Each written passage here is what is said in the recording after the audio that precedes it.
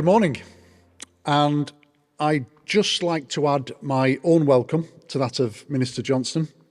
It's great to see so many of you in the room, which is a great testament to how much this topic is capturing the imagination of our financial services community. You'll be pleased to know you've got an interesting and varied set of sessions ahead. But I just wanted to open the programme with the launch of today of our Sustainable Finance Roadmap, representing our commitment and our plan to develop the Isle of Man into a sustainable financial centre that we can be proud of. Our roadmap has been developed in conjunction with Ireland's International Sustainable Finance Centre of Excellence. And in a moment, I'll hand over to the Centre's Stephen Nolan, who has led the roadmap development and who will walk you through it. For now, I thought it useful just to give you some background on what has brought us here to this point and where we see it going from here.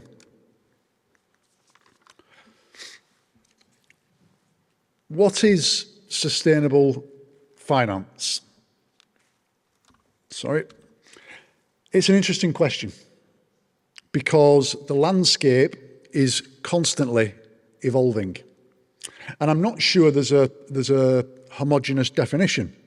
However, at its core, you can still rely on the EU definition, which, summarised, is the incorporation of ESG, that's environmental, social and governance, objectives into financial decision making, leading to more long-term investments in sustainable economic activities.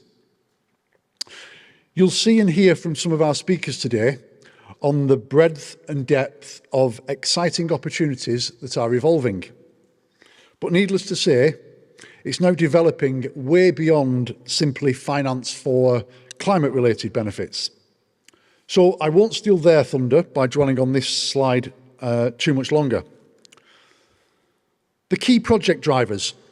I think it's fair to say governments cannot meet ambitious sustainability targets on their own. The capital required is just too great. It needs the global financial system to support it and in some cases drive it. As a progressive IFC, we are at the heart of that financial system, and we need to leverage the opportunity through innovation and product creation. But product only succeeds on the back of demand, and all reliable market commentary points to high current levels of consumer demand for sustainable finance products, with a rapid rise in demand also predicted well into the future. So the time's right for us to embrace all the opportunities that are emerging and carve out some niches that are unique to the Isle of Man. But we should be clear in recognising that we are not necessarily pioneering here. Many countries and IFCs around the world have embarked on this journey before us. And we have seen structural advancements at a jurisdictional level, including regulatory frameworks, as well as reporting and disclosure regimes. We are playing catch-up to a certain extent, but we do have the advantage of being able to see what is working and what is not, and using that to create an effective and proportionate enabling environment that suits us here on the island. This also applies to products and services. We're playing catch-up, but we can't stand still. We can use the experience of others to develop a proposition that works for us. We then come to the double whammy of opportunity coupled with opportunity cost. If we get this right, we will attract additional assets under management and additional fees, which directly lead to additional jobs and tax revenue. But if we don't, and the predictions about consumer demand are even half correct, we'll almost certainly see a flight of assets to jurisdictions where sustainable finance is flourishing, with the corresponding negative impact on national income. So that's what's driven us. But what about the work we have done so far behind the scenes to get to this point? The road to the roadmap, if you like. The genesis of this, as with all government strategic initiatives, is the Island Plan, approved by Tynwald in January 2023. This sets out ambitious plans across the whole of our economy, central themes of which are to grow and diversify government revenues with a broader range of sources for long-term financial sustainability, and to deliver new services and products for the future economy. With this in mind, Finance Isle of Man initially worked with KPMG to determine how sustainable finance could help meet these objectives. Within the detail of this report, the one key simple finding that stood out for me was that we just can't afford to do nothing. All our partner and competitor jurisdictions were at some point on the sustainable finance journey. And we needed to accelerate our efforts or kind of forever sit on the sidelines of a multi-trillion-dollar market. So we set about building a business plan, secured funding commitments from the Economic Strategy Board in April this year. Our first job was to form a public-private steering group to oversee the project, and in particular to guide the work of producing our roadmap. We were fortunate to have built a strong relationship with the International Sustainable Finance Centre of Excellence based in Dublin, a genuine exemplar of sustainable finance centre. And we've collaborated closely with them in getting to this point. We've used their vast experience and saved many months of work in the process. Of course, to understand where you're going, you need to understand where you are now. So we undertook a baseline assessment of that. Again, we leveraged the expertise of an organisation that has performed this function many times before across financial centres like ours. The UNDP-powered Financial Centres for Sustainability, or FC4S, of which Stephen Nolan is the Managing Director. That process led to the formulation of the roadmap, which is being launched today, and from there we move into implementation. The roadmap sets a 2-year implementation plan across 2025 and 2026, and Stephen will provide more details of what's in that plan. Delivery is key, but suffice to say that this will be successful only if it is collaborative. So underneath the steering group, there will be a series of implementation focus groups for specific aspects of the plan, again, formed on a public-private basis. That interoperability between the public and private sectors will be the key to the success of this project. We want your expertise. We want your know-how, your drive to make this a success. So please don't hesitate to register an interest to be part of one of these focus groups. It's your minds that we want. The muscle for the heavy lifting will be done through Finance Isle of Man. So to conclude from me, sustainability is not a passing trend. It is the future of finance. It is about foresight, resilience, and responsibility.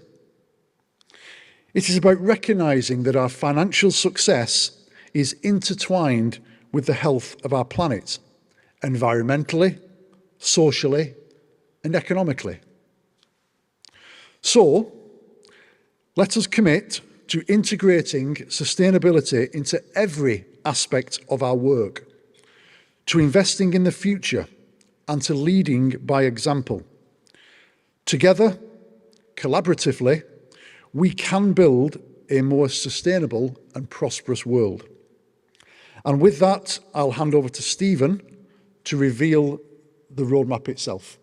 Thank you. Thank you, Paul. I really wish I still looked like that picture. I need to update that.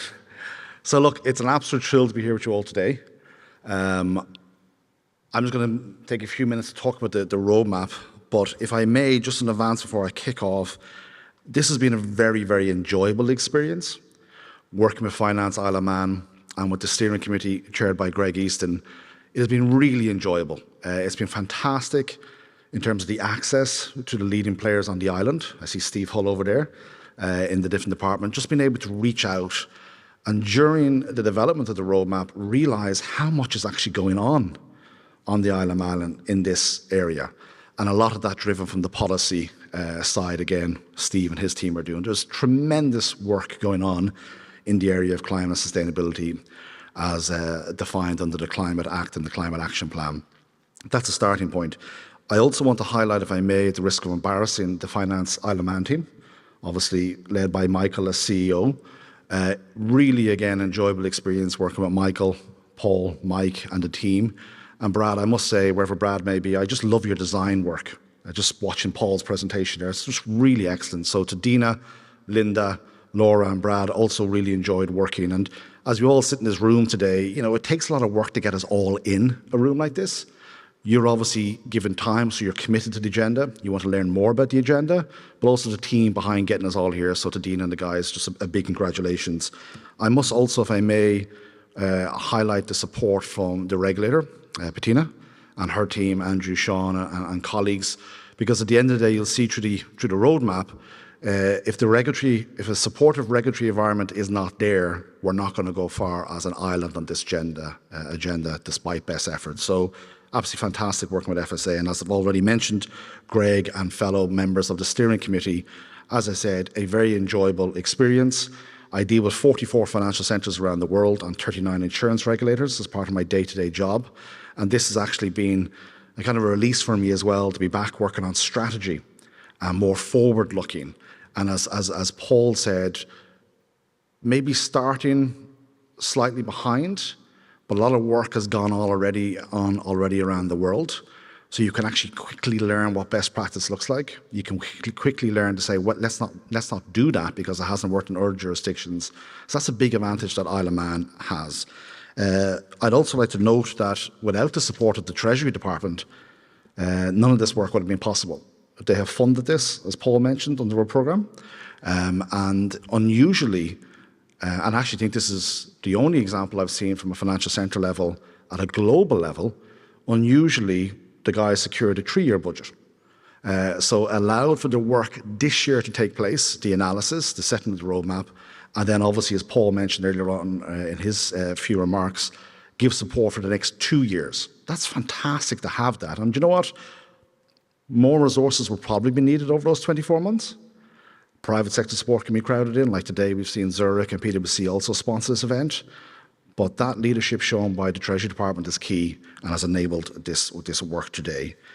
I think one of the key things as well, as we get into this, and just watching the work of the steering committee, and you've got Lloyds and Zurich and everybody else on that, just the expertise that has been brought to bear from a British Isles perspective, but also from a global perspective, and recognising that the opportunity for the Isle of Man isn't in one area. It's around the interconnectivity that's ongoing right now between climate, nature and social finance, and bringing those 3 elements that a lot of other financial centres look at as individual pieces, but bringing them together is a big opportunity for the Isle of Man, and a big opportunity for the Isle of Man perhaps to become this living lab. And look at that video, it was amazing. I can't wait to share that. This living lab around product and service development, around nature, around climate, around social, because what the Isle of Man has that other jurisdictions don't have is that interconnectivity. And that's something that you need to take advantage of. So now let's get into the roadmap itself. It's built around 4 pillars: enabling environment, talent development, mobilisation of capital and finance, and communications and promotion. Okay, so to kick us off, we're seeing from a trends perspective, a $7 trillion market and growing at significant pace. I can remember when I first got into this several years ago, it was seen very much as a niche, maybe a passing fad. But what you're now seeing from a regulatory perspective and a policy perspective is there's a lot of work going on, and European Central Bank, UK Bank of England, and so on and so forth. So we're moved very much from the niche to the mainstream, or moving to the mainstream, and in that mitigation is a significant opportunity.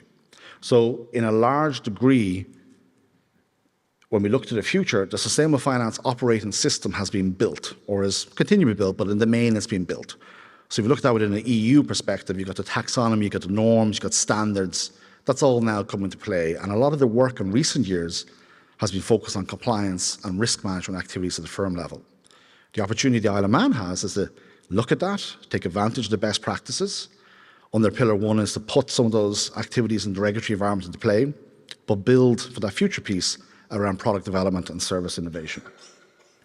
The real economy is also a key thing. And this is a lesson I'm seeing at a global level among other financial centres, is that perhaps sometimes the financial centres are looking at this in isolation to the real economy. So where are the clients at the end of the day? Where's the mitigation? Where is the adaptation going to go on? It's at the companies. And they, from a regulatory perspective as well, need to transition. And it's the entire supply chain. So it doesn't matter how small or big you are as a firm, you now need to understand what your impact is, in particular on climate, but in the coming years on nature and social. You need to be able to report that, you need to be able to disclose that, because if you can't or you don't, what you're going to see in the next number of years is that your bank is going to turn you off. You won't be given overdrafts, you won't be given capital funding or funding for capital projects, and that's the world where we're going. And so in terms of trends, we're now in a $7 trillion market, niche to mainstream, mitigation opportunity. That opportunity is maturing around climate. In nature, it's rising. In social, it's the next wave, okay? And then that future, as I said, the operating system has been developed, the real economy, and then technology transformation is the big thing. And we're all talking about AI right now, but EVs, even renewable energy, and the turbines and the blades and everything that's happening right now. So in terms of the roadmap, as I said, there's 4 pillars: enabling environment, building capacity, mobilizing capital, promotion, communications.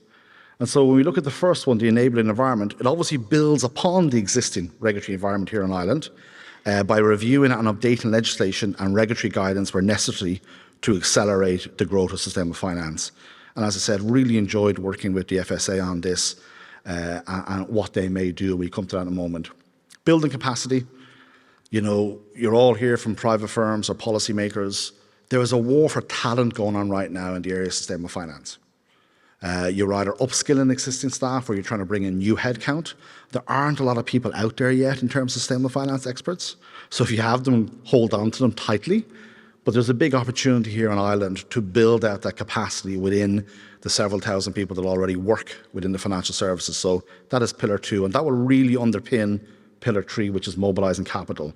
And that's accelerate the mobilisation of capital and finance in support of net zero, nature positive, and just economic transition on the island. And internationally through the development of, again, as I said earlier on, perhaps the Isle of Man as a living lab.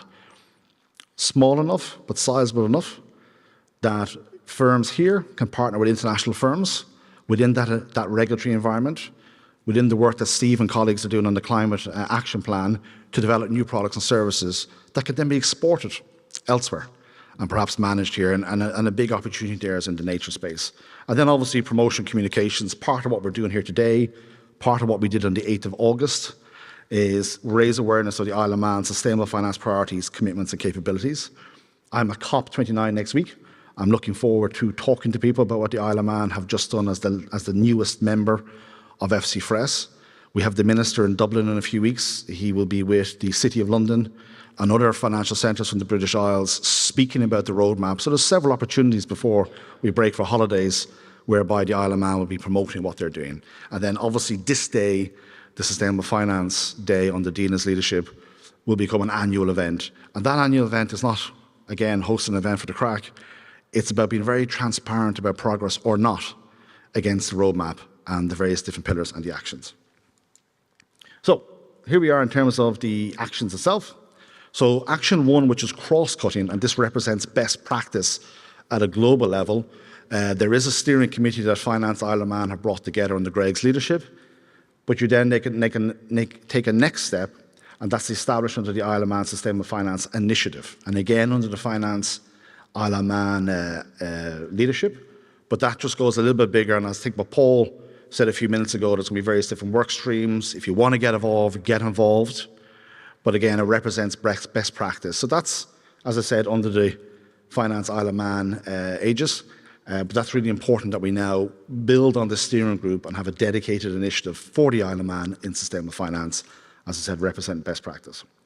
In terms of, we move into pillar one, which is the enabling environment, and we're looking at the regulatory space. And so again, just recognizing, as Paul said earlier on, what other regulatory jurisdictions are doing right now in this space, and how can actually one, in terms of this case FSA, learn from that. So there's a lot of actions with the FSA under Bettina's leadership, which will be done in the coming years, which are quite exciting as well. And so assist in embedding climate and nature-related financial risks into financial services, firms, governance and risk management systems. Action 3, reinforce the existing strong and proactive regulatory conduct supervisory approach to highlighting greenwashing and other sustainable finance-related misconduct. And you're seeing a lot right now in the media about greenwashing, that companies may or may not be doing greenwashing. They may not realise they're doing greenwashing. I saw in my jurisdiction, I live in Ireland, I saw something from the Advertising Authority the other day saying that an energy company can't be saying that all their energy is green, because it wasn't. And so there's things like that happening. But also, importantly, we've got to be conscious that the Isle of Man as a financial centre can't be accused of greenwashing. So it's not just at the company level. So again, what you are saying you're doing has to be fact-based, has to be evidence-based. And again, if I may emphasise this, because I'm really excited about it, what's happening at a policy level in the Isle of Man on this topic is phenomenal. It's really, really innovative. And I think as a baseline to allow the financial services sector build on that is going to be quite an important part of the implementation of this roadmap. But then obviously within that, the regulator and the actions of the regulator. Action 4, explore the feasibility of developing a sustainable investment product label framework. Again, recognising what other jurisdictions are doing.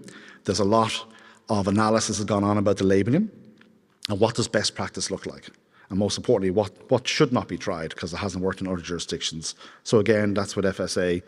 Action 5, improving transparency on climate and sustainability. Again, I'll come back to that greenwashing part. You want to be able to stand up as a firm and say, yes, we are doing this, and we are doing it in a meaningful way. It is actually having an impact, and we're not trying to missell, even if that's by mistake. But on the flip side, if you can increase that, you also can push back on naysayers as well, who are saying you're not doing enough, or why are you as a firm doing this? Because fundamentally, you need to show the impact and the economic benefits as well to you as a firm. And then action 6 is review policy, legal, regulatory and reporting frameworks to develop a strategy which will enable sustainability goals to be achieved across the spectrum of Isle of Man financial services. And as I mentioned, I was first in the Isle of Man, I think it was in May, Mike, and it was literally nearly 40 years to the day since I'd been here as a young person. It was my first holiday out of Ireland, so it was great to be back. I stayed in the Empress Hotel, and I was the youngest by around 20 or 30 years. It was just a phenomenal feeling. But if you look at that, what I've really learned over this journey has been the breadth of the financial services sector actors, from banking, from investors, corporate service providers, and everything in between. And there's a lot already happening. I was talking to the guys, Nigel from Lloyd's this morning. There's so much happening already on the island. So part of this is also about capturing that. So under Pillar 1, actions 2, 3, 4, 5, and 6 are all regulatory environment. And so I wish the regulator, Madam Regulator and her team, best of luck with that. Pillar 2 is around talent development. And this is the establishment of a 2-year sustainable finance capacity building program. So it's about getting into your firms. It is about building capacity of your staff, but it's also about starting at a board level, CEO level and down. Because if the board isn't behind this, you're going to have a challenge. And again, there's a wealth of experience and expertise and modules out there, and a lot of them actually are virtual. So there's a wealth of experience out there that you can actually leverage off. And next week at COP29, I'll be speaking on the talent agenda. So this is something that's really become quite big. But it's not just at the market, it's also about building talent and capacity in the policymakers, in the regulator, in you as market participants, but also in the NGOs as well that are here on Ireland.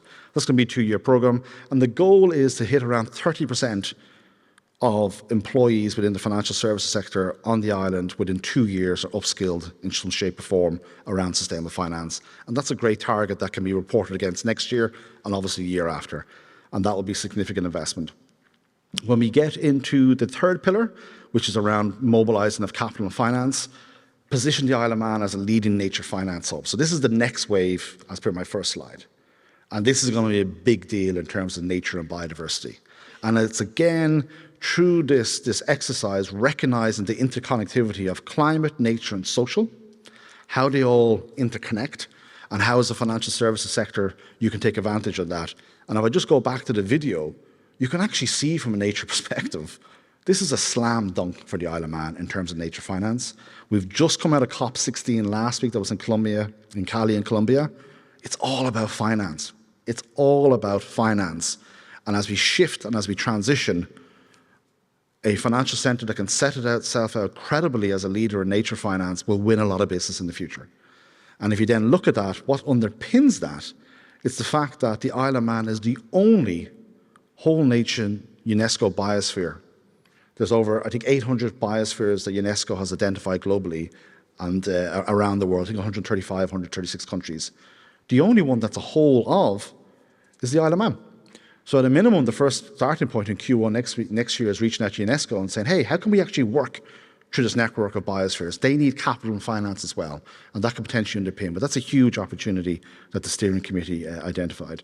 And then staying in this pillar, mobilising capital, is Action 9, establish the Isle of Man as a living lab for financial services, sustainable finance products and service innovation. Again, going back to what Paul was talking earlier on, this is the opportunity. There is a lot of innovation on Ireland. There has been over the decades. So in this area, again, a relatively small jurisdiction, we can fit everybody in a room that we need to talk to at a policy, reg and market perspective. But as long as the analysis is tight, as long as the investment's gone into the analysis, what is the new opportunity? So again, how can you, that you may be here in Zurich or Lloyd's, wherever it may be on Ireland, how can you go back to headquarters and say, hey, Isle of Man has got this roadmap. We want to be a leader in nature finance. You're looking at group level doing something in nature finance. Why don't we trial it here in the island first?